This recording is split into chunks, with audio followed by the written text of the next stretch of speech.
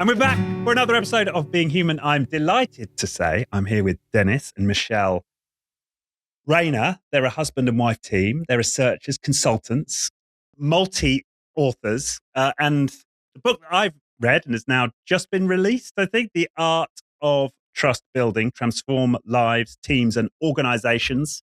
So trust is a topic that's very dear to my heart.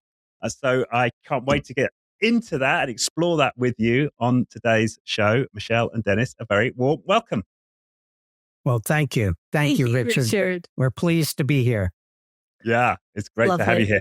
Now, as we were talking before the show started, I'm making an assumption that the reason that you've both become so interested in this topic of trust is because at some point in your life, you've had your trust betrayed. And so I wondered if that would be a great way into this, is to share a story of where your trust was betrayed and how you responded to that and what you learned from it. If either of you would like to take that one first to get us straight into it. You know, that's a pretty big question. And sometimes our trust is broken or betrayed by a singular event, something that happened that punctuated as perhaps a steady state in the relationship. And then other times there are patterns of behavior that continue to unfold over a course of time. In my case, I experienced steady state patterns of behavior that did two things. One actually created continuity in trust in my life, but the other created a steady state level of vulnerability where trust was always on sticky ground. I grew up in a paradoxical, very loving family, yet my father was an alcoholic, and my father, points in time, would become fairly abusive. So I had this dichotomy where, on one hand, I knew how deeply he loved me, how affectionate he was, how devoted he was, and at the other hand, I never knew what I was going to come home to. I never knew what a Friday night was going to look like. I didn't know what Saturday morning was going to look like. So that is something that was a steady state presence in my life that contributed to me at times feeling rather vulnerable and a bit contracted. So I was the kind of kid who loved my friends, but I was very reluctant to bring my friends home because the environment was not one that represented consistency and continuity. And I didn't want to find myself embarrassed. So I learned at a very early age about the fragility of human relationships, the vulnerability of human relationships. And that has always been a reference point for me, Richard, to this day, the impact that the vulnerability of trust can have on us, and then the choices that we make in response to it. So that's really my starting point, and it influences how I think and my worldview today. Yeah. Yeah. And isn't that often the case that, these adverse experiences early in our life end up shaping us and somehow serve to give us the foundation of the contribution we're going to go and make in the world? Yeah, if we use it, if we use it. And so I had to grow up. I had to find ways to become mature. And, I went, we all go through developmental cycles of life. But as I grew and as I matured and I entered into, my early 20s, I found my place in life where I was able to begin to look at my father differently. And I found myself finding ways to look at and explore him as a human being. And I was able to begin to discover and understand what his life was. And it created reference points that helped me to more fully understand him, have a certain quality of compassion for him, a depth of love for him. And throughout the years, we grew very, very deep. Because you see, my father experienced things in life that most of us will never even come anywhere close to. He fought in war. He was on the front. He was taken into captivity. He was a prisoner of war. So I was able to learn not to excuse his behavior, but I was able to learn more about him as a human being, which gave me some deeper perspective, et cetera, of him. Yeah. And so I'm curious, did he overcome his alcoholism, or did you learn to trust him in spite of his alcoholism? He did. He became sober when 26 years old. He became sober. And that, opened the door for us to, really grow in our relationship. And he died at the age of 78. And, he led a very proud life. And we talked very deeply and very intimately about those years in captivity and what that was for him. At the time, we were writing our book, Rebuilding Trust in the Workplace. But those conversations with him towards the end of his life were conversations were really about healing and renewal. And he brought me into the inner sanction of those experiences he had as a young man when he was held in captivity for 3 years during the Korean War. And tortured. And severely tortured. So he brought me the fold and had conversations with me that he typically never would have.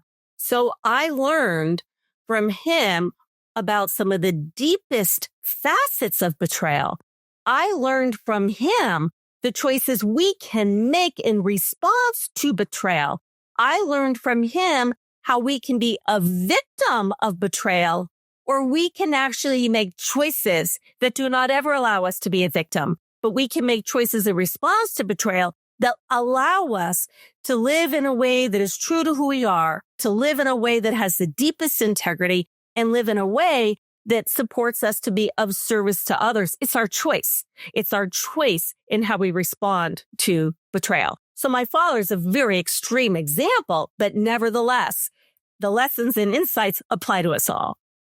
Yeah. Yeah. I love that. And I'm really curious, Michelle, about the transition then. So up until you were 26, you knew him as an alcoholic who presumably in certain contexts you simply could not trust. And then he gets sober. So how did that go? The journey from where you were to being able to trust him, and what was the role that he played and the role that you played in rebuilding trust? Well, I had to do a lot of work. I got the support of a therapist, and I worked with a therapist for 4 years because I really hurt inside myself. I was very frightened, and I had a lot of questions and doubts about myself and about my life. So I always at the same time had an insatiable curiosity. And I knew that my father loved me. So it's a little bit of a mind trip, when you're in this site where it is a real paradox. It is a real dichotomy when you're in this steady state relationship, because I never left because there was love and there was many goodness as well. Much goodness. But I moved into therapy and I got help and I got a lot of support. And then I went to graduate school. And when I was studying for my doctorate, and my focus is on human development and organizational systems, and I was researching and studying things around leadership and team and culture and development. So I found myself going into this place. I just wanted to understand, and I wanted to have reference points, and I wanted to grow. And you know what, Richard? I just wanted it all to get better. So through my own choices, I began having different conversations with my father. I began to understand him more fully, and I began to shift from looking at him as a father who, destroyed my childhood. I couldn't bring my friends home. Oh my God. He was drunk. I'd go out in the garage in the morning. He'd be in his car, passed out on the garage floor. I shifted from that into wanting to understand his life experience. And when I was able to look at him as a man and as a human being and began to have different kinds of conversations, it opened the door where I was able to actually receive things from him that I had never been able. At the same time, obviously he's doing his work, but those conversations and that shift and my choice to look at him differently, my choice to focus on my healing and rebuilding my relationship with him, it helped me gain some of the deepest insights of life and some of the deepest insights on how we bring ourselves to relationships with other people. I'll give you an example.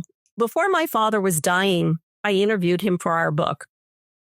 And, these are conversations he typically wouldn't have because they're painful. A soldier that's been held in captivity, it's not a conversation they like to have because they spent their on from being held in that captivity. And there was a moment in time when my father was held in captivity when he was put into solitary confinement in a cell 8 feet into the ground. And he was put in this confinement as punishment for having ripped a corner of a blanket off the blanket he'd been assigned in his cell. He ripped off a corner of this blanket to put in the corners of his tennis shoe. Because, Richard, my father was held in captivity in Korea. North Korea. It's one of the coldest places on planet Earth. For over 3 years. He was in there for 3 in North Korea. It's as many years ago, but they were subhuman conditions. People were freezing cold. They didn't have food. They were getting 3 bowls of porridge a day, et cetera, et cetera. So my father told me the story of one day he ripped the corner off of the cotton blanket that he had been assigned. The sleeping was on a thin mattress pad on a dirt floor. And he ripped it off to put in the corner of his canvas sneakers to give another layer of warmth. Well, anyway, the prison guards accused him of violating property and doing damage to material that was not his. And so there was punishment for that. So long story short, my father learned that the prison guards knew that he had done that. Another soldier had ratted on him and ratted on, a candy bar or extra food or something of that nature. Cigarettes, whatever. So when the war was over and my father was returned to United States custody, several months later, there were series of U.S.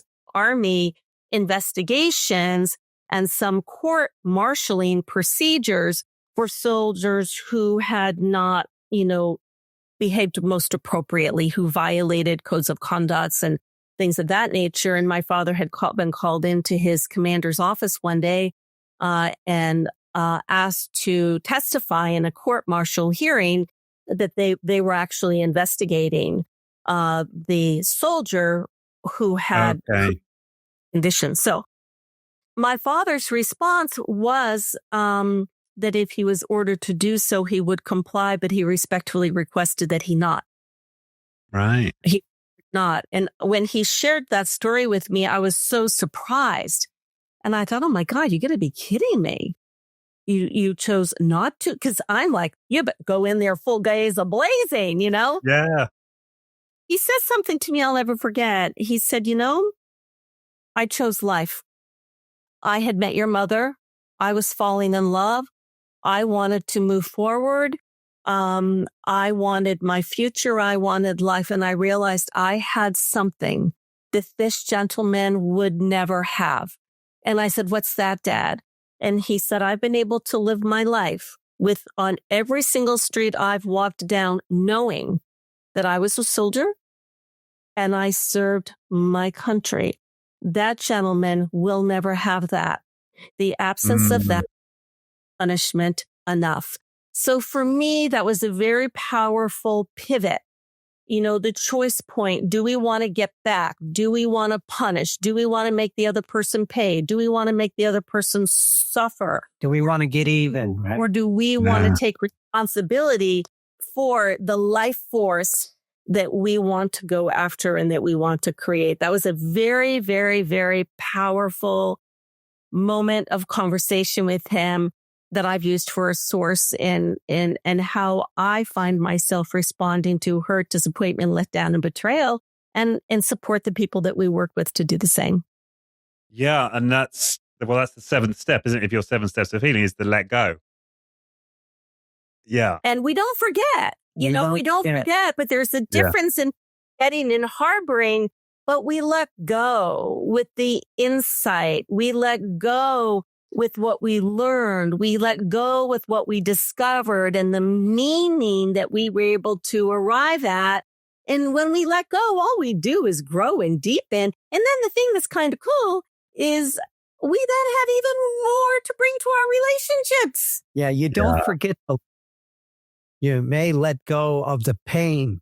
You may let go of the hurt, the disappointment, the suffering, but you don't forget the lessons learned. In fact, you don't want to, because that increases your awareness. That increases, that's what you grow. That's what we grow from.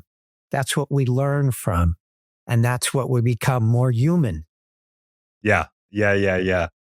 And you can't skip steps though, because it sounds like certainly when the first story about with your father, Michelle, you couldn't you took the therapy first. There was a process before you could let go of him coming home drunk and finding him in the garage and all of that, like that you were raging against. He destroyed your childhood. You can't go from like he destroyed my childhood to let go in like one easy move, right? No, we're not internally wired. And for me, I love that you're raising this, Richard. And isn't it fascinating how one question can evoke this kind of a conversation? I bet you had no idea you were going to get this story. The aspect of therapy that was very important, and this is a point I really want to make sure that I punctuate for the benefit of the people who happen to get to listen to this conversation, is the 7 steps are important, and we really can't skip them. Yeah. Because healing is not a cognitive process. It is not. It is an inner journey. It is in a journey that is our heart and our soul. And yes, there are things we want to arrive at and better understand. But what helped me to move into my healing process, I knew what I experienced. I knew that I had pain, but I hadn't yet really understood the impact of that.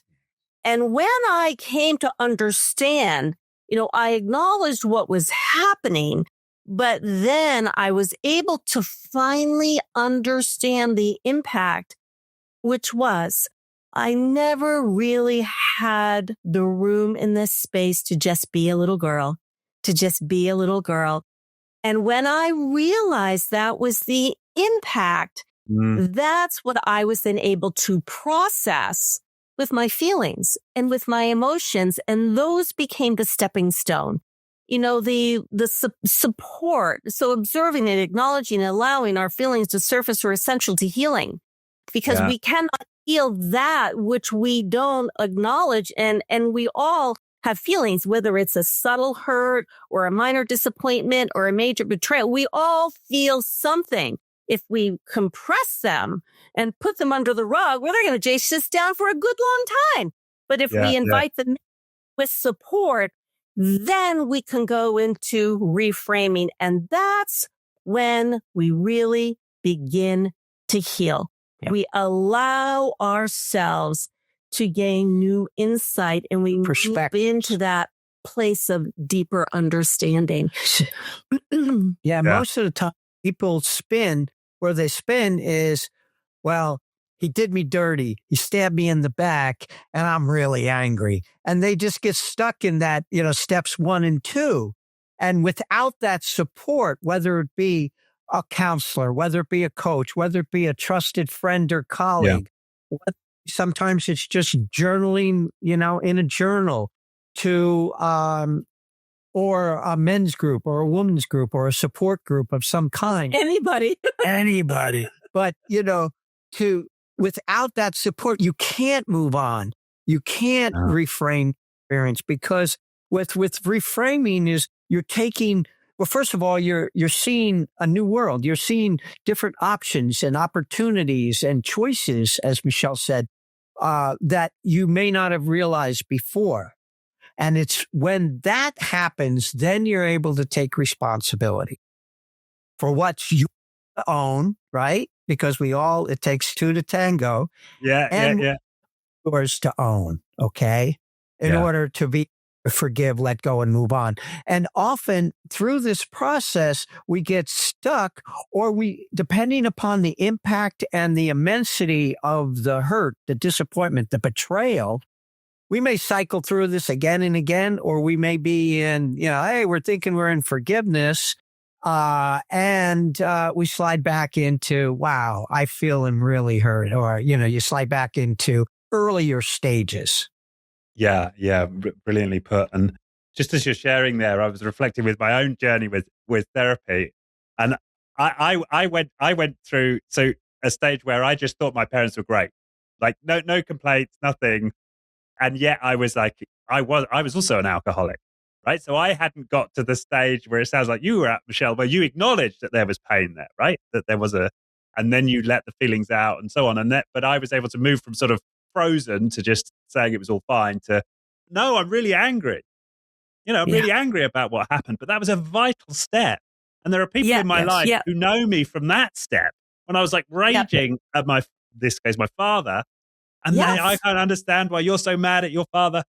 I'm like, well, I was, but that was just like stage one of the process. Yes.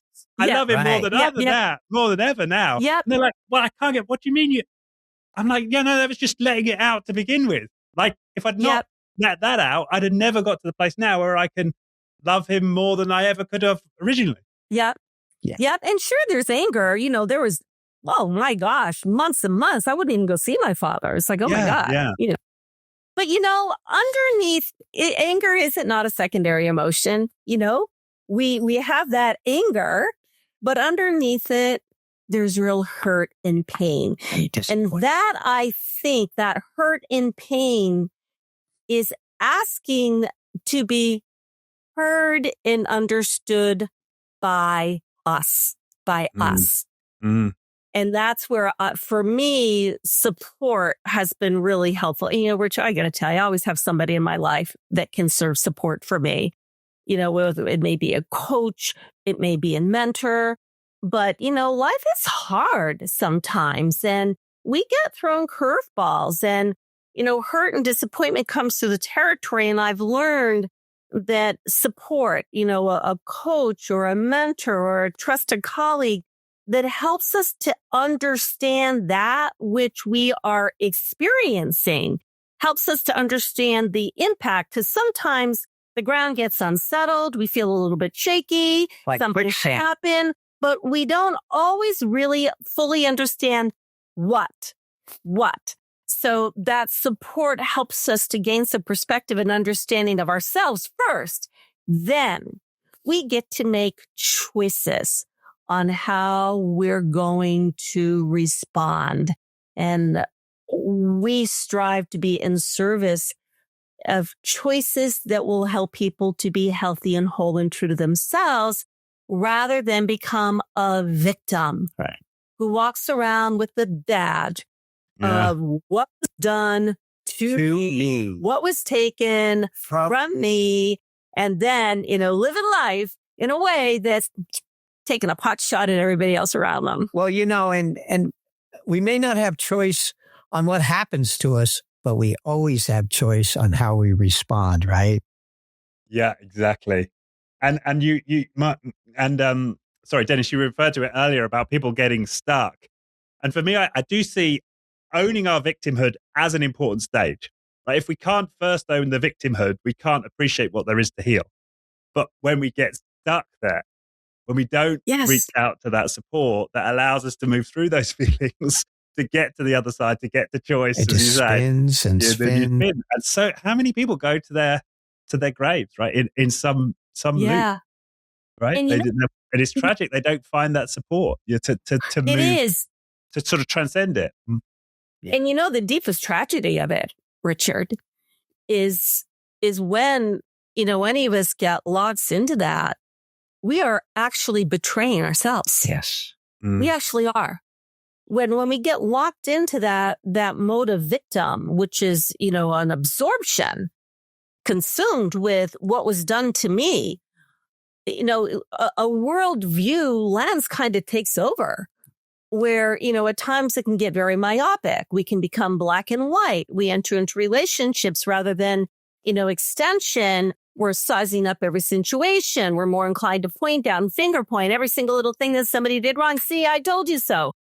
That steady state adoption of that mindset is the deepest layer of betraying ourselves because we are sucking life force out of us. Yes. And we are robbing ourselves of the opportunity to have trusting relationships where there's heartfelt connection and where we can travel life with, whether we're at work or whether we're at home. We're talking about personal stories here. You're bringing in yours. I'm sharing mine. Dennis has some of his own. And this applies to our workplace environments as well. So, we all do have a fundamental responsibility as human beings. If we want to have people in our life and we want those relationships to be healthy and whole, we got to do our work. We got to do our work. We got, we really don't have a way to rationalize ourselves out of it that will serve us and anybody else around us. No, and we not only betray ourselves, but in doing so, we betray others. And that so the issues become even more and more magnified. And that's why it's so critical, as Michelle said, that we all do our own work. And that's emphasized again and again through the book is the self work that's critical. Self-awareness. It starts in our relationship with ourselves. Yeah. When we see these things in our work environments, I'm imagining you do as well, because you do a fair amount, of coaching and executive support and leadership development. And, we all see people at work. I don't mean to be stereotypical, but I am going to talk with a little bit of a generalization, with chip on the shoulder. And there are classic things, when there's restructuring and people lose jobs and there are layoffs, there's an impact there. There's no way that a change of that nature does not result in people feeling betrayed. It's rarely the change itself or the restructure itself. It's rarely that itself that contributes to the breach of trust or betrayal. It's how it is managed, how it is facilitated, and how people are supported through it or on the aftermath of it. But I can't tell you how many people I have had say to me, well, I'm only going to give so much here. Yeah.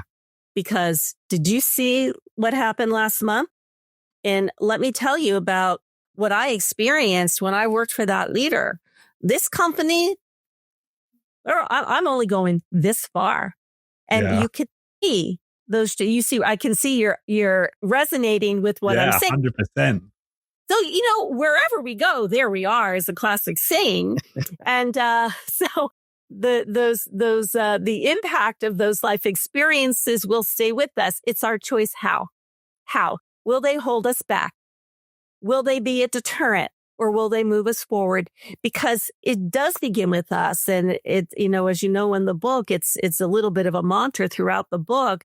The art of trust building, it's the title of the book, but it is central to trust. The art begins with us. Yes. The art begins with our willingness to be introspective and reflective. And that's the courageous process, because you and I both know, as Dennis knows, doesn't always feel so good to be introspective and reflective. But, no, absolutely it opens a door for us to, then extend some compassion, find some compassion. That's what changed my relationship with my father, is I was able to move from judging him as, oh my God, I can't believe this.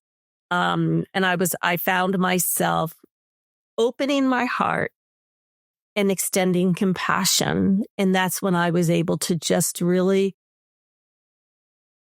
move into giving him my love. Yeah. Rather than giving him my anger and my judgment. And it was only possible through the courage of you having faced your own pain and anger that you had towards him. You'd have never been able to do that had you not earlier done that courageous work to do the healing. No. And you talk about this in the workplace, and it just brought to mind a client I'm working with right now. And she's moved from one company to a new company. And she was talking about how she wanted to hold a bit back from like a big boss coming in. And she has no experience of this individual. It's a completely new company. It's based on her last company. Exactly. And I'm like, you have not done the healing from the last company, and that's informing your decisions now. You've got no idea about this individual and whether you can trust them or not. You've got nothing to base that on other than a past unresolved pain from a former experience. Right. Yeah.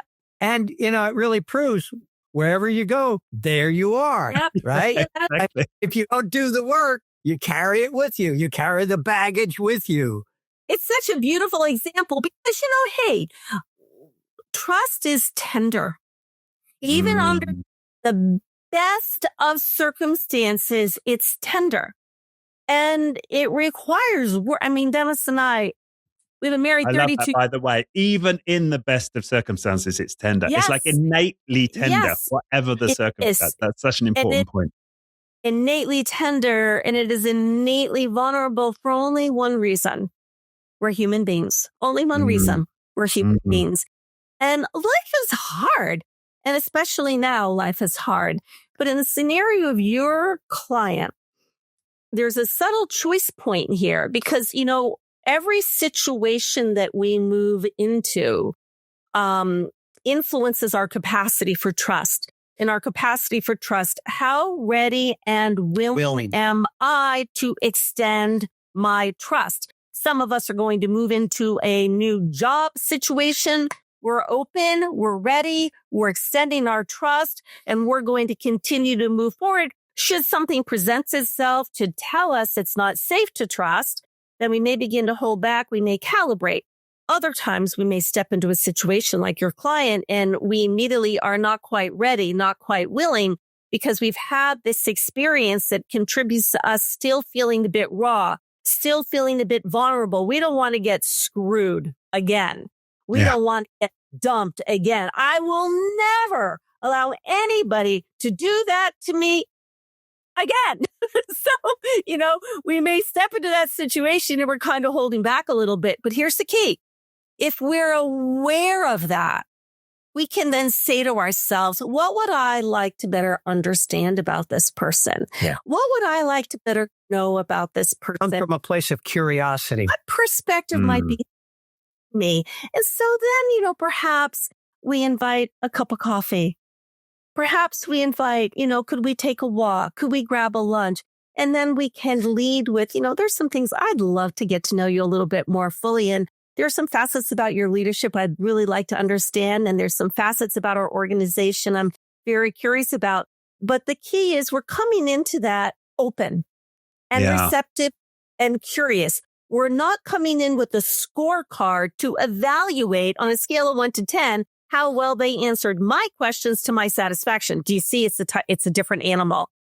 Yeah, it's a different animal. And what it brings to mind is your earlier point about having someone with you by your side. Because it's almost impossible to come to that place by yourself. Right? You kind of need to feel like you've got someone who's got your back. We're mirrors of each other. Mirrors of each other. Got to catch us, got to catch us. And, Dennis and I often say, look, we can all rationalize ourselves out of just about anything, but for what benefit? What's it going to do for us? What's it going to get us? Yeah. And, the thing about support that we find is really critical is in relationships with others, whether it's our partners, our life partners, our colleagues, our friends, there's a quality of support that we all have an opportunity to bring to one another. Support is not about saying, oh, you're right. That was horrible what they did. They're so wrong. I can't be, well, let me tell you what happened to me. We don't want to tag in. Our job as support is not to own it and take it on our own. And our role as support is to not take it away from them and make them feel better. our role of support is to help them find their way and help them gain some perspective and help them make some choices.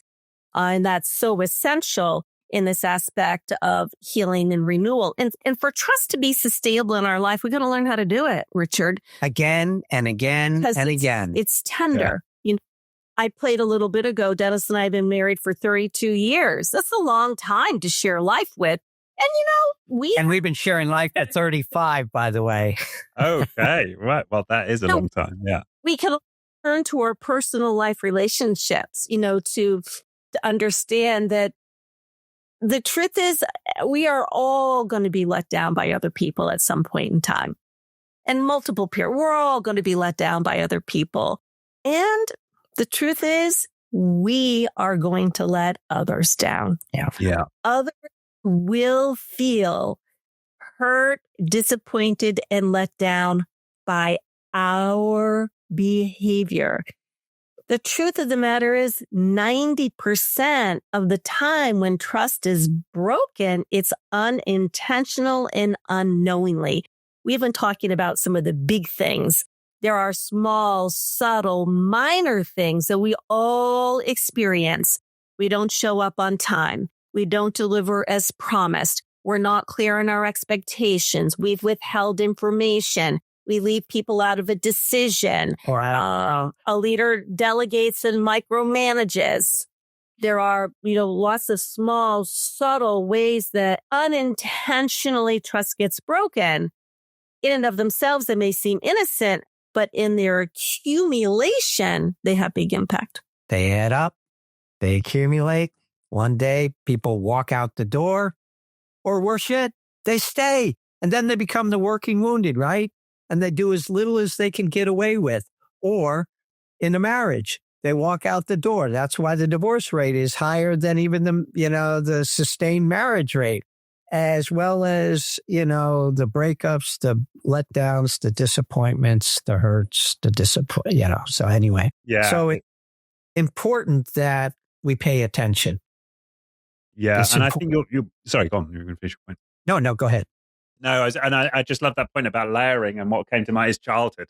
Like nobody has the perfect parents.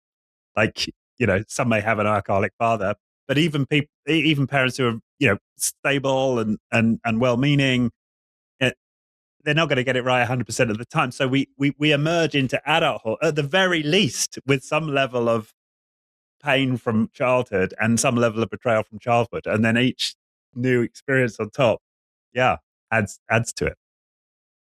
Absolutely. And in my life, while my dad's, my brothers are all service people as well. Right. Michelle was an Army brat, I was a Navy brat, and I love my dad, and he lived a good long life to 91. But, at 18, I couldn't wait to get out of the house.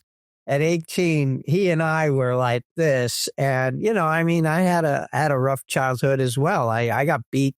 My dad would walk in the door, and rather than say what's happened, and he would just start swinging, and my older and I would, usually be at the effect of his, and he wasn't an alcoholic. But he had a lot of anger, and it was what he had learned from his parents, and particularly his mother, etc. And, I had a very special, but when he died, I had a very special relationship with him. I loved him. And, when, we would, in fact, at the very end, he was in a home, and when he heard that I was coming in or going to visit, he just perked up. He all of a sudden got life and energy, and it was just very, very, very special. When he died, and just a long road getting there. But it was, it was a long road, and I had to go through my own work too, and particularly long before I met my beautiful bride here, Michelle, 35 years ago. The beautiful bride. The beautiful bride. Yeah. went through a very painful divorce over 40 years ago. And it really rocked me. I was a very loyal, husband who came home every night. I worked during the, and we had 2 little boys at the time. And I started my doctorate program, and unbeknownst to me, my wife at the time was having an affair. And, I was just so focused on, taking care of the family. And then when they went to bed, tuck them in, I'd study from like 8, 9 o'clock to midnight, or sometimes 1 or 2 o'clock in the morning, and then get up really early before, sometimes 4 o'clock, and study between 4 and 6, and then get the kids out, to the school bus, et cetera. And this went on for a number of years, but little did I know that my wife at the time was having an affair. And when I found out, I worked for literally a year and a half to hold the family together. I knew that I needed to do my studies because I wanted to improve our income. I wanted to improve our lifestyle, et cetera, because we weren't making a lot of money at the time, and I wanted to be a responsible parent, and so forth. But it was hard. It was hard. And it was through the support that I got. It was through the men's groups, and through also seeing a coach and a counselor for 3 years, and working through this process, that I was able to finally, with that support, able to finally reframe the experience. Okay, what choices do I have? What options do I have? And what opportunities do I have? And those were some of the darkest moments of my life, because it wasn't like, the dream that I thought was falling apart. Yeah. The family was falling apart, and I had to realize what was my role in this process. And then to take responsibility. Okay, I own this, but I don't own this, this, and this.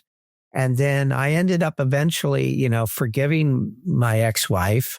I didn't forget the lessons, never forgot the lessons, but I did forgive her, and I was able to move on. But I circled through those 7 steps again and again, and a lot of times sliding. You created those 7 steps. Well, I actually created. Dennis is the author of those 7 steps. Well, the gift of all of that was the creation of those 7 steps. Yeah. That not only came out in this book, but in previous books, etc. And what I saw, and the real gift to me and to Michelle, was that this not only applies, these 7 steps not only apply in our personal lives, but they apply in our professional lives at work with our coworkers and our colleagues. And they help us manage change, Richard, because with change, there's loss. But for Dennis, I'm just thinking for our listeners, maybe now's the time to spell them out, because I'm sure there's a few people like, oh, come on, well, what are they then?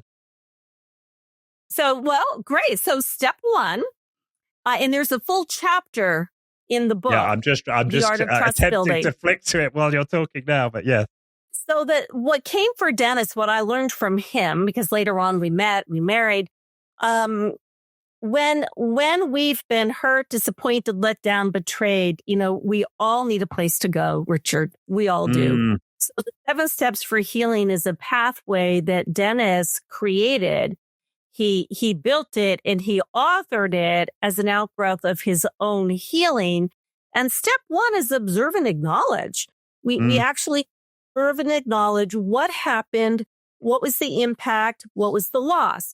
For me, in my childhood, you heard me share, I felt, the loss of a being a little girl. For Dennis, what I met him and we married, what I became acutely aware, because sometimes, healing takes time, is as a father who was no longer living in a home with his children every day, there's a loss of parenthood. Yeah. There's a loss of a certain degree of parenthood. That's an important thing for acknowledging. Well, to that point, I ended up, because I was going to school, but I was also working full time, et cetera, et cetera. And I wanted to keep the family whole, at least for the sake of the boys. I gave my former wife and the boys the house that we were, and so I moved out, and I would get them 2 weeks a month. Now, having tucked them in every night to 2 weeks a month was 2 weekends. 2 weekends, exactly. Not 2 weeks, 2 weekends. Sorry. Okay. It was a real loss, to the point where when I'm coming home, I literally had to pull over to the side of the road because I was crying so deeply. Because loss. And that's the key to step one. Go ahead, Richard. Yeah. Well, no, what I was going to acknowledge there, talking about observing and acknowledging, you let yourself cry. You didn't bottle that up. You gave yourself the space to let the tears roll. And that is, it is vital to the healing process. Yeah. It's allowing feelings to surface, allowing them. Yeah. Yeah. That is actually, I'm sorry, go ahead. Well, I'm saying that partly as a reflection of my own experience. I went through my entire 20s. I think I went an entire decade without crying once, before I got, to start doing my own work. And I think that's true of a lot, especially of men who don't let themselves cry. But you did, Dennis, right? You allowed yourself that space. And yeah, I wanted to acknowledge that, right? It felt like it was worth underlining as part of your process. It's it's actually the second step he authored, which is allow feelings to surface. And I find that's a big one, is because underlying that, we're giving ourselves permission to have those feelings. And what you just articulated to Dennis is exactly what it's about. Because when trust has been broken in either big ways or small ways, there's a loss. There's a loss of what was. There's a loss of what we thought there was. There's a loss of what we thought would be. There's always a loss. Yes. And there's an impact. And there's feelings and emotions associated with that. So we cannot heal that which we have not acknowledged. We cannot heal that which we have not tuned into. We can't make meaning if we don't allow ourselves to tune into and connect with what that meant for us and our own feelings. Because through healing, the key is we want to keep the relationship we have with ourselves whole. Yeah. Trust begins with us. We want to keep our capacity to trust whole. So Dennis's story, your story is observe and acknowledge what has happened, the impact, the loss, allow those feelings to surface. The support that we get for ourselves is when we can gain the gifts. Well, and that support, the reason why it's at the bottom is because that's a turning point. With the support, we can go up and reframe the experience and take responsibility. But without that support, we end up again just spinning there between 1 and 2. And also another note about feelings is that we need to be responsible in how we process these. We can't just be blurting out our feelings all over everyone, And we all know of people who literally and figuratively wear their feelings on their sleeve and so forth.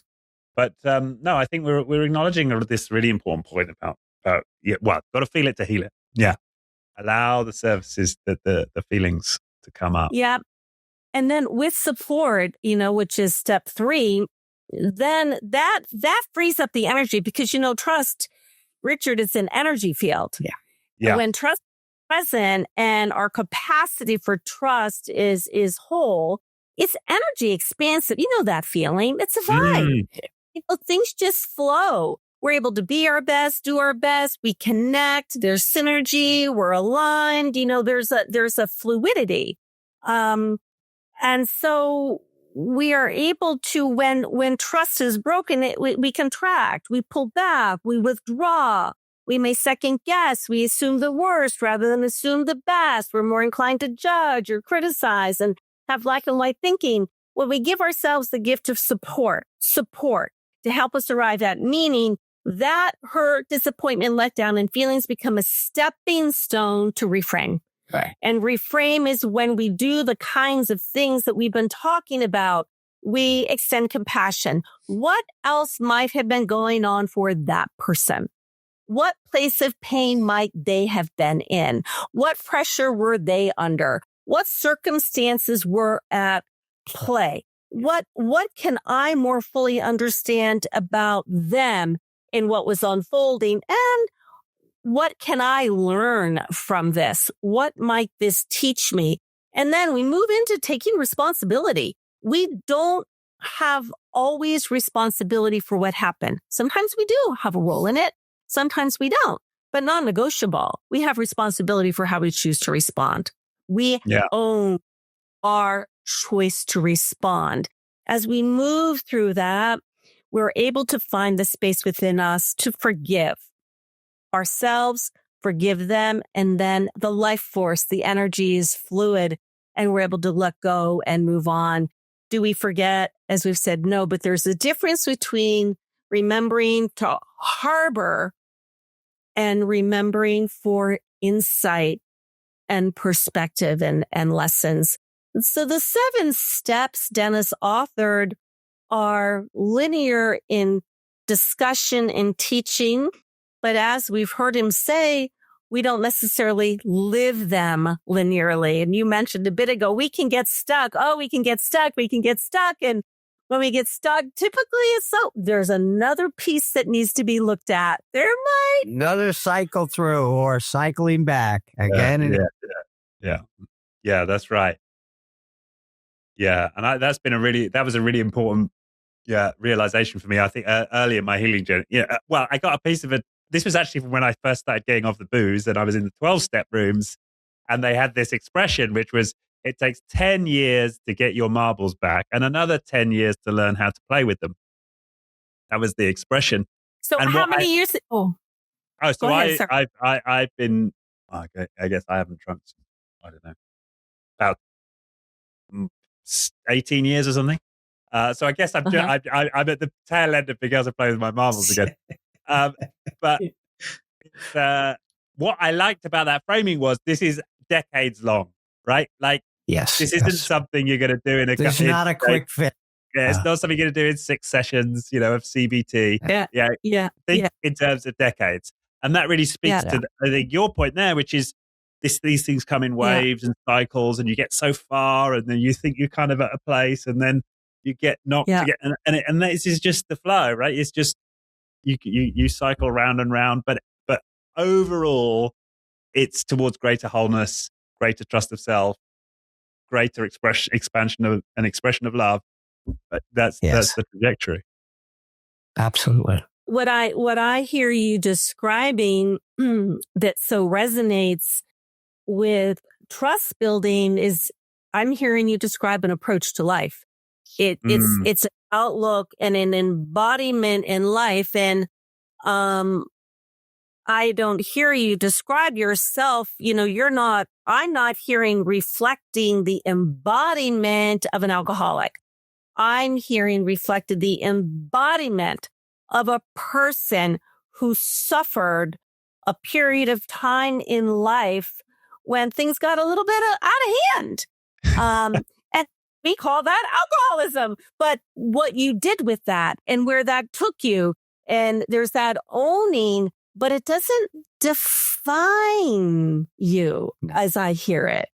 It shapes who you are and what you do and how you bring yourself and what you contribute today in the world, right? And how it makes it possible to invite people into this kind of an organic, meaningful dialogue.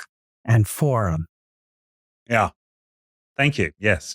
No, that's right. And I don't identify as an alcoholic. I haven't done for years. It's and as some people do, right? They haven't drunk for a couple of decades and they still describe it. And if that works for them, great. But yeah, that identity, yeah, stopped serving a long time ago.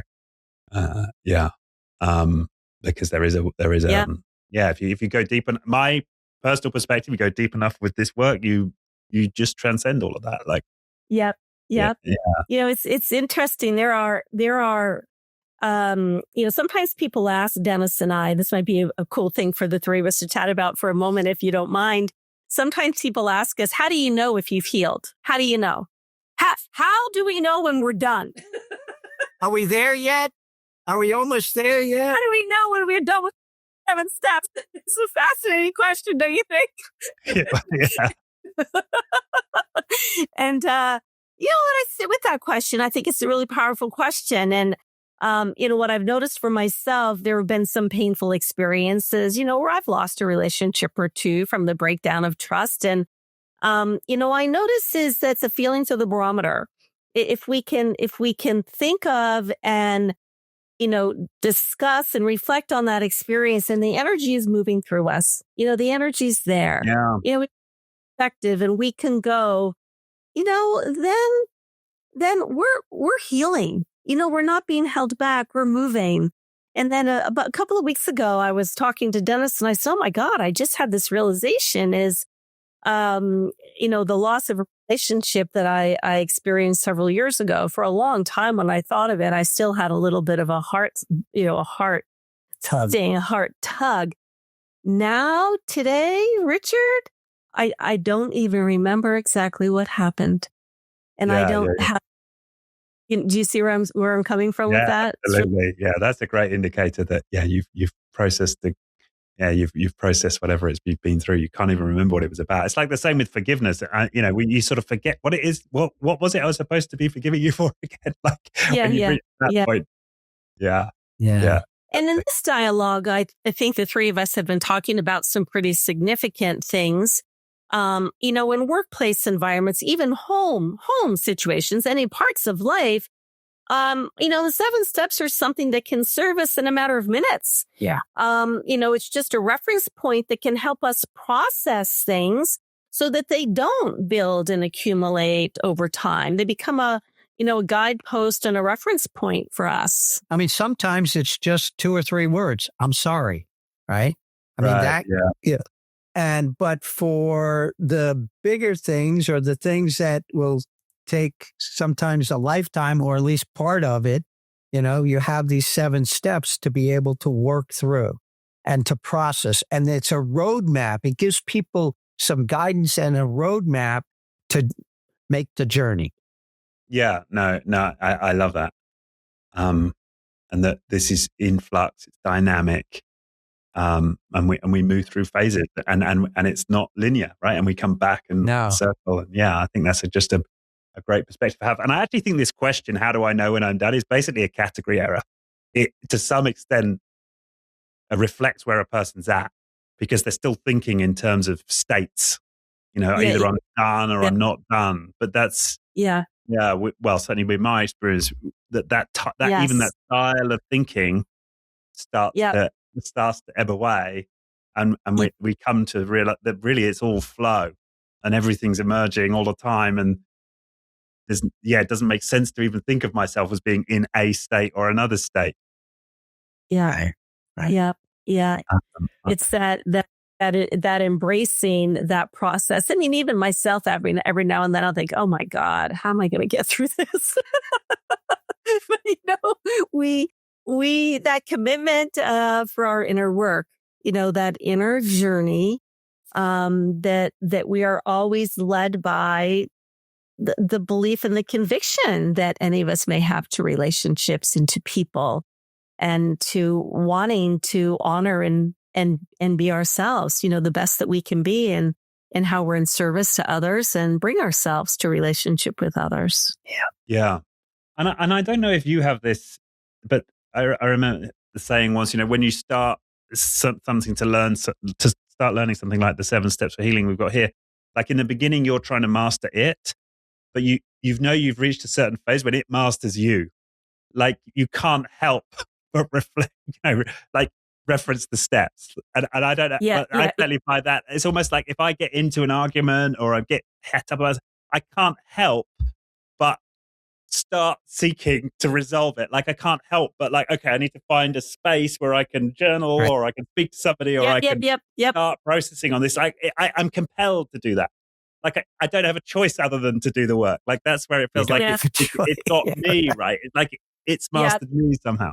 It's internalized. We can own it. And I think it's as I hear it from you, it's kind of a signal that we almost don't have a choice because we're going to let that rule us. We know the impact and the consequence. So it is the embodiment. That's why, Dennis and I in our book, there's models and frameworks. We've got 3 dimensions of trust and 16 behaviors in the book. There's tools and tips and things of that nature to give us all reference points. And the primary intention is to help do exactly what we're talking about, is to internalize and to embody, because we do reference points. We do need language. We need steps. We need to know actions that we can take, words that we can speak. We all need those tools and that guidance. But when we do commit to this being a practice, when we commit to internalizing, because trust building is not cognitive, it's an inner journey. The reference points and the language and the models and the theory and the construct are there to help us with that inner journey, to do exactly what you just modeled and demonstrated. Absolutely. We don't share life on our own. We tend to travel life with other people. Relationships are so essential now more than ever. It's our choice to contribute to their health and their well-being. It's our choice. And when we embody that as a conviction, we don't really have a choice other than to embrace it as a way that we live our life and share it with other people. And because we travel life through relationships, and guess what? Trust is the foundation of effective relationships, right?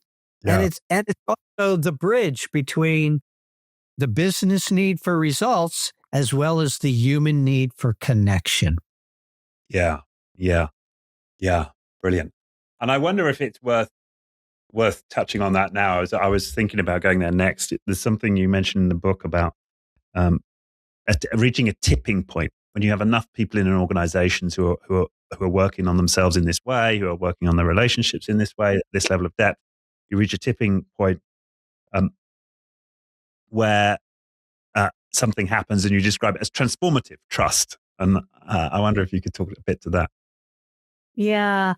Well, imagine an organization where leaders are inviting their people into a learning journey where they can discover trust, where they are creating space for people to draw upon lived experiences to learn how trust shows up, when they are provided with and supported to gain a language and a vocabulary to talk about trust, right, when they're equipped with a set of behaviors that build these 3 dimensions of trust. They learn how to practice trust of character, which creates alignment and synergy for achieving goals and objectives, always in the highest best interest of one another.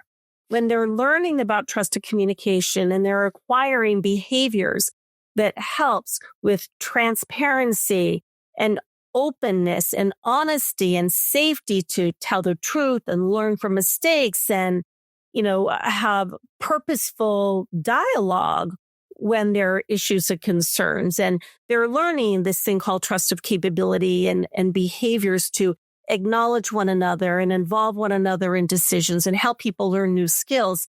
When people are invited into a learning journey together, Richard, this kind of modeling, the dialogue the three of us have had, they're acquiring shared knowledge. They're growing in individual and collective awareness. They're gaining a language because we are all starving for human connection. Yes, there are business needs, and holy cow, they're bigger and deeper than they've ever been. Everything needs to go faster. We need growth. We're moving into new markets, new territories. We are being asked to be agile. People are being asked to step into the unknown. Well, a lot of people are scared. They're wondering, we've not been there before. Oh my God, I don't have the reference points. What if I trip up? And people are starving for one another, for human connection. Trust builds the bridge. That's what trust does. It builds the bridge for those business needs for results to be met through the human need for connection to be served. So in that workplace where that leader is inviting people to come into a learning journey where they can grow in their awareness, they gain language to talk about trust. They learn skills and tools to practice behaviors that build trust. They learn how to talk about when there's a disappointment or a frustration in a way that they move through it. Something happens. There's a synergy that occurs, a connection that occurs, a vibe that occurs because they learn how to be in support and service to one another. Imagine a culture when people are healing from disappointment that comes with change and using that to move them forward. So they're growing and they're expanding. Is there a setback? Yes, but it's small. It's small because they're learning how to pivot together. They know how to talk. They learn how to behave. They learn how to support. That's what happens when things hit a turning point and it becomes transformative. It's through that accumulation. Trust begins with each and every one of us. Leaders have a role in helping people acquire skills and tools to take that responsibility for how they shape their culture. But ultimately, everyone's responsibility is trust building. Trust building is everyone's responsibility. Yeah. And I can imagine when you get a critical mass of people who have reached that stage in an organization, that's when you'll get this shift in performance and a transformation of the culture. Yeah. Absolutely. Yeah, because everybody wants to rise and do their best, and it's palpable. There was this organization we worked with for a while. They were a large business. We were working with one business unit in a larger, multinational organization, and this one business unit had about 4,000 people, and they had been engaged in this journey for a bit. And they were gaining the fastest growth curve in the entire enterprise.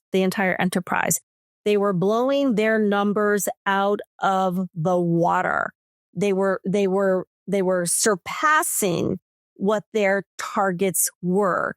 And their engagement scores were the strongest. In one facet of the business, their turnover was reduced by 50%.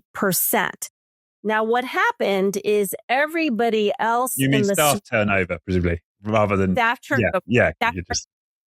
One component of the organization, which was a call center, which was direct customer interfacing, the turnover in that arm went down by 50%, which is unprecedented. Yeah. And then we talked about the business performance and engagement scores.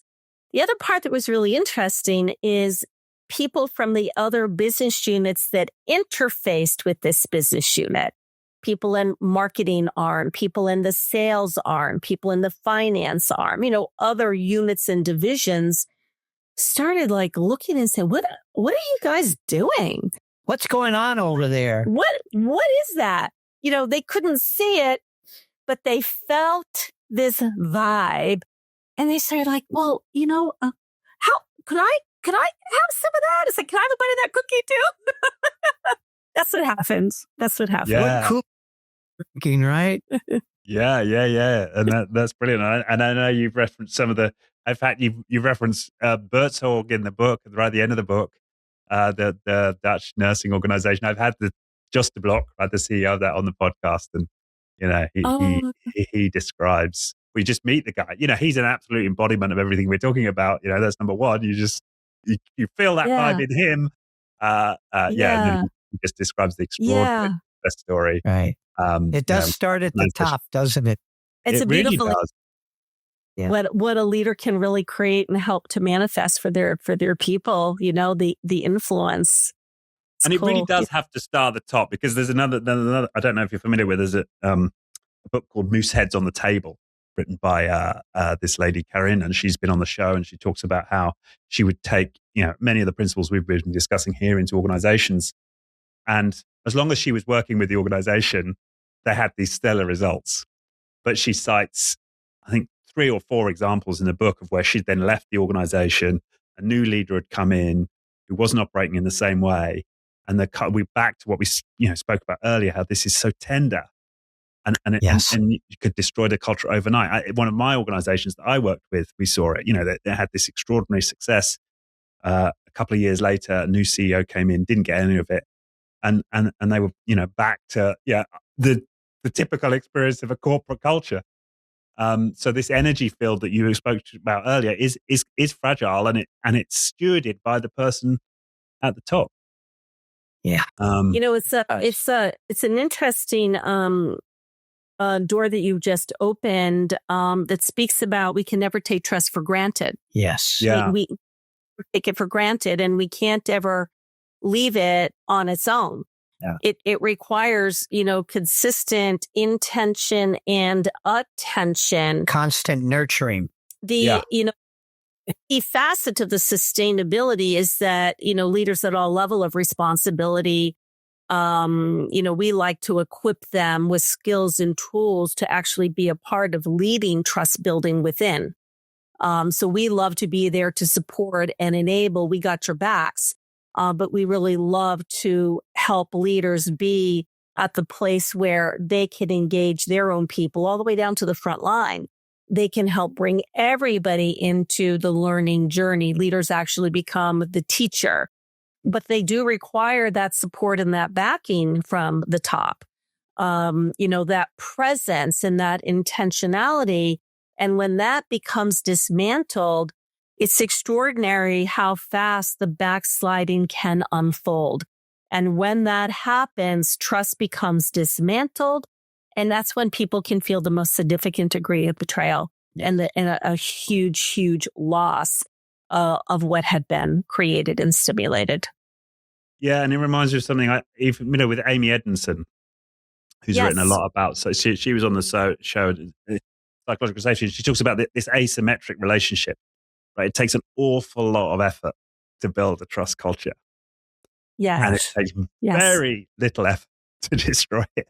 It's not it's not the same effort to break it down as it is to build it up. No. Yeah. I mean, Dennis and I, our point is that trust is reciprocal. It's with us. We have to be willing to give it in order to receive it. It does build step by step over time.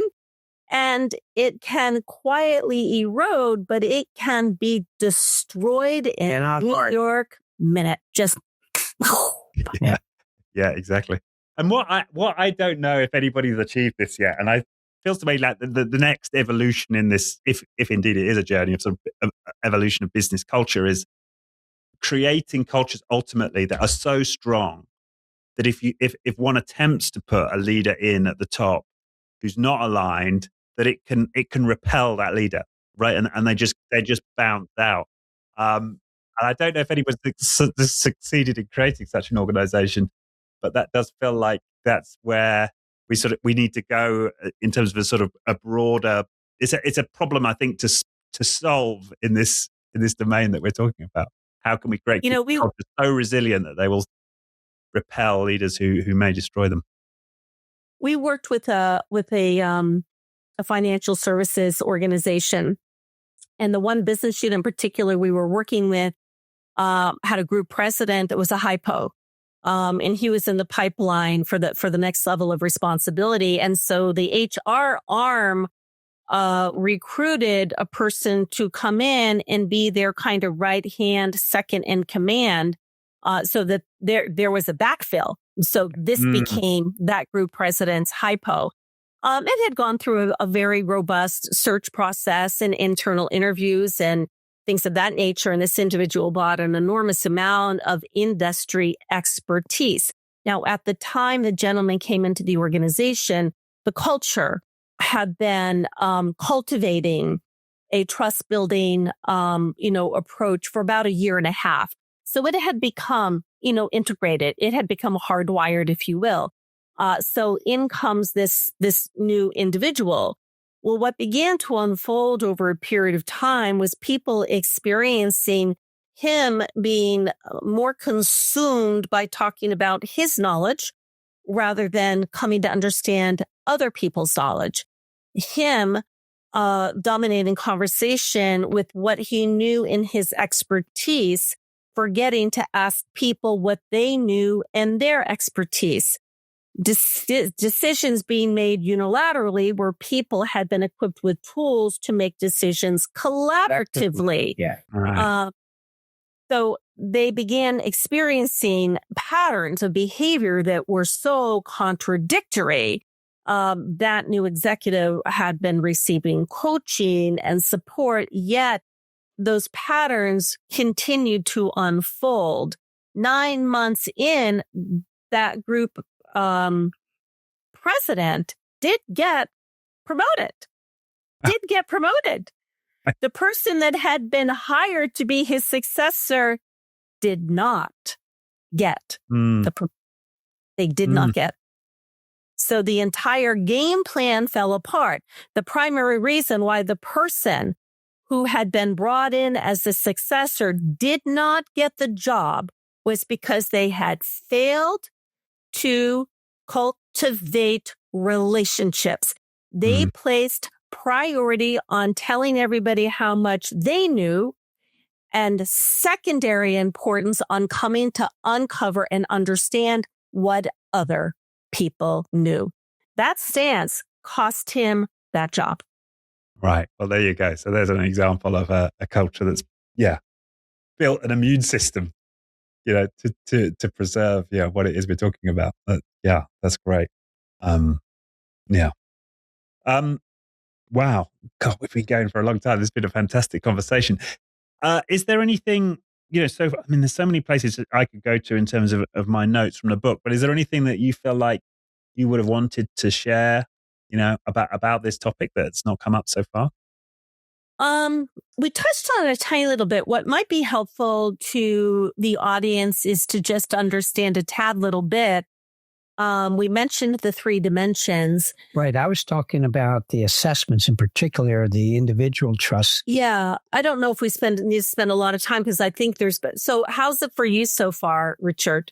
It's great. I love it. I love this conversation. Yes, I've been super energized by it, but I'm just curious if there's something you're like, I'd love to talk about this. I think the 3 dimensions might be valuable, and I think the gift for them of the individual trust scale is a way of helping them be aware of their own behaviors and tune into where there might be an opportunity for them to collaborate. Absolutely. And just to reiterate, the 3 dimensions are the trust of character. We do what we say we're going to do. We deliver as promised. There are 6 behaviors that really support that about managing expectations and keeping agreements, etc., consistency and behavior. That is a starting point of any relationship, whether it be at work, at home, at personal as well as professional lives.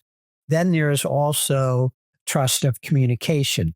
How openly, honestly, and transparently we communicate with one another, sharing information, telling the truth, admitting mistakes, and giving each other constructive feedback.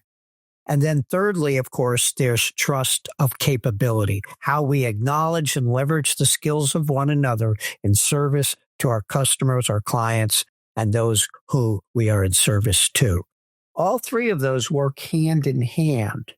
And what the assessments do is measure the level of trust. Now, we have a whole suite of assessments, but we have a whole suite of assessments that measure it at the individual, the leader, team, organization, and customer levels.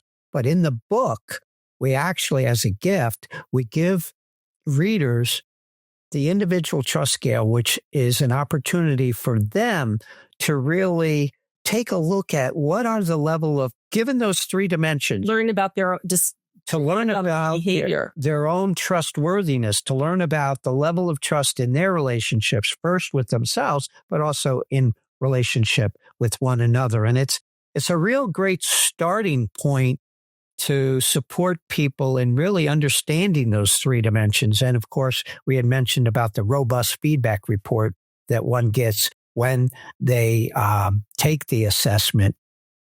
That's part of the tool to help them interpret what their results are and then to have coaching tips. The three dimensions give behavior, Richard. That's the key. Yes. Yeah. Build trust through our behavior. So the three dimensions of trust give language to talk and behavior to act. And then, of course, in the book, we give people specific tools and tips and guidance.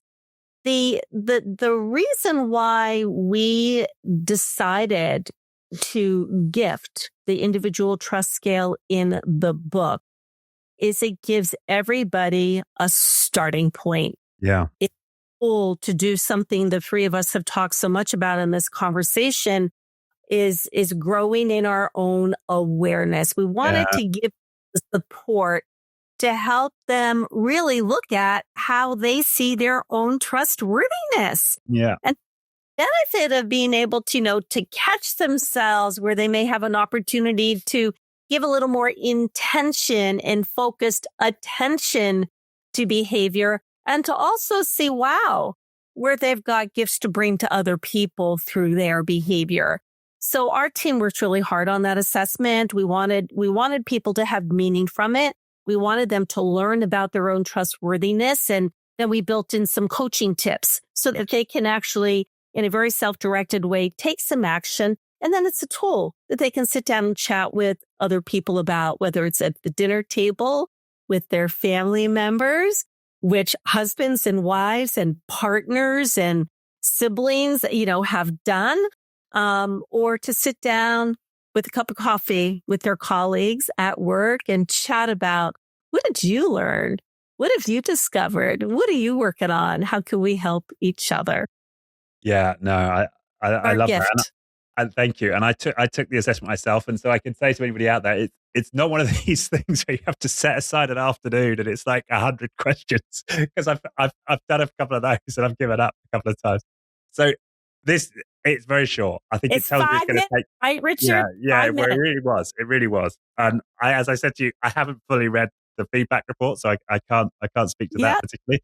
I saw it was comprehensive. I just didn't read through it. But certainly it is a small investment in time initially in terms of putting in the answers. So I'd invite anybody to go and do that and take a look. And I think having that mirror, it's certainly in my life, being shown, some gaps is that can be an initial impetus to do the deeper work. It's actually what got me to quit drinking. I remember I was at this voluntary organization and I had to volunteer in the evenings. And the guy said to me, I was turning up and you had to go on the phones and call people. And he's like, Richard, I'm not going to let you work. And, at the time I was very much grandiose and, as a management, who are you to tell me that I can't, work for your piddly volunteer organization? And he's like, you're too hungover. You're not going to be present. I'm sending you home. And, I took massive umbrage, but it was actually, and I thank him pretty much every year for that, but, for sending me home, because it was like, it forced me to reflect and be like, okay, yes, okay, maybe I do have a bit of a drinking problem. Maybe. And so I think, it may not be as stark as that in this example, but I think the idea of having a mirror can be so valuable for people. Yep. That's, we all need one. We all need it. We all need it because, there are ways that any of us behave, and we're not always aware of the impact. And that gentleman did an extraordinary service to you, caught your attention, and then you made some choices. And that's what our goal was with the assessment. We want to give them a starting point, a really safe, cool way, simple, easy, that they can, pick up on something. And we want people to see what they're doing already to build trust. And we want them to own knowledge, the good stuff. Yeah. We want them to own that because that's what they have to bring. And that's their leverage point. But when they're realizing, oh, wow, I can go to work on something, we do our best to show them where to go. We give them coaching tips, and then we guide them specifically, go to this chapter in the book, go to these pages in the book. So they're not on a hunt on their own. It's support is what it's all about. Absolutely. And the book and the assessment work hand in hand. They're companion pieces that work hand in hand to really support people in their own growth and development. The other aspect of it, Richard, is we have assessments that we use with teams and with leaders and organizations that we've used for, 25, 30 years all over the world. And we've had the privilege to observe what they help people to do. We wanted to make that available and accessible to every single individual. Yeah. That's our gift in the book to them. Yeah, thank you. And that was the question I had to you before we started the show, because I went through it and I came up like pretty much full marks on everything, right? And I was like, oh, they're going to get me. But I did think afterwards, I wonder if I showed this to my wife. They should have exactly the same assessment. So, but did you have that built in, right, for people to get feedback from others about you? Yes. Oh, yeah. But we also, when you do have the moment to read a little bit of the report, your results placed you on the scale of expanding. Yeah. That your results reflected to you that you've been on this trust building journey and you're in a phase that's called expanding. So in that phase of expanding, what that means, your job is now to help other people in their growth and development. Doesn't mean you're done and off the hook. It means you now are in the phase of growing deeper, and then how you wrap your arms around supporting other people. That's the expanding phase. Expand through me, with others, around me, together. Yeah, love that. Great. Good. Is there anything else? Or I don't want to say, are we done? Are we there yet? Is this phase of our wave-like existence transitioning? I feel like, it's been a really wonderful conversation. Thank you so much. Hey, look, Dennis and I could take a break, get a cup of coffee, and keep on going. But I don't know. I have a feeling that your audience is going to be very well served, and that there's a lot of wonderful material here that I hope will be of meaning and value to them. Yes. Yes. Yeah. Let's hope it's certainly be valuable for me. So if I'm any kind of a proxy for my audience, then I hope that this will serve a lot of people. Yeah, provide some inspiration, some insight, some motivation. Yeah, to start expanding your own level of trust of self, trust of others, building a trust energy field. I love that concept. Visualizing it in my mind, a expanding field of trust around me. Around those I interact with. That's great. Okay, so I'll remind people again of the book. So it's called The Art of Trust Building, Transform Lives, Teams, and Organization. Yes, indeedy. Oh, yeah. And look, Dennis has got the cover there, right? There. The Art of Trust Building, Transform Lives, Teams, and Organizations. And that's available now, isn't it? Because I got an advance copy. Absolutely. It's out now. Yep.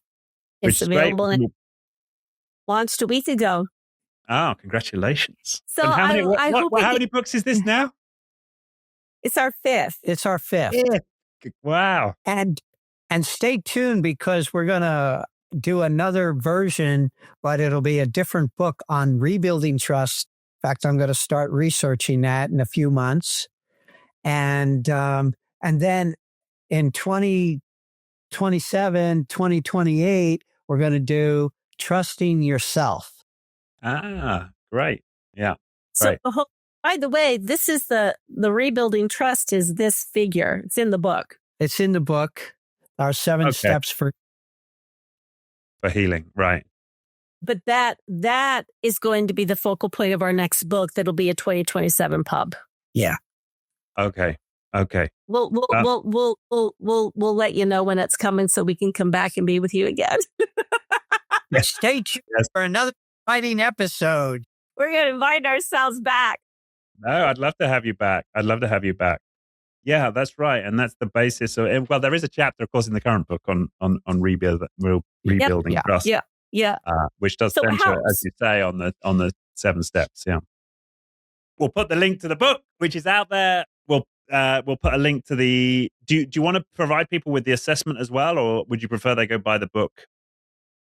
And then, why not? Yeah. Why not? Yeah, we can provide a link. Actually, the link is at the end of the preface to the assessments, Reina Trust Building /ITS. It should be in that. It should be in. I've got it because I used it when I did the assessment. Oh, yeah. Okay, you got it. You got it. So we'll put a link to that assessment. We'll put a link to the book. Then, your website. What's your website? www.reinatrustbuilding.com. There we are. So people want to bring you in, develop a culture of trust in their organization and get the breakthrough results, then they know where to go. Thank you so much. Thank you, Dennis. Thank you, Michelle. Thank you for being so candid. Great stories and great insights. Thank you, Richard. Thank you.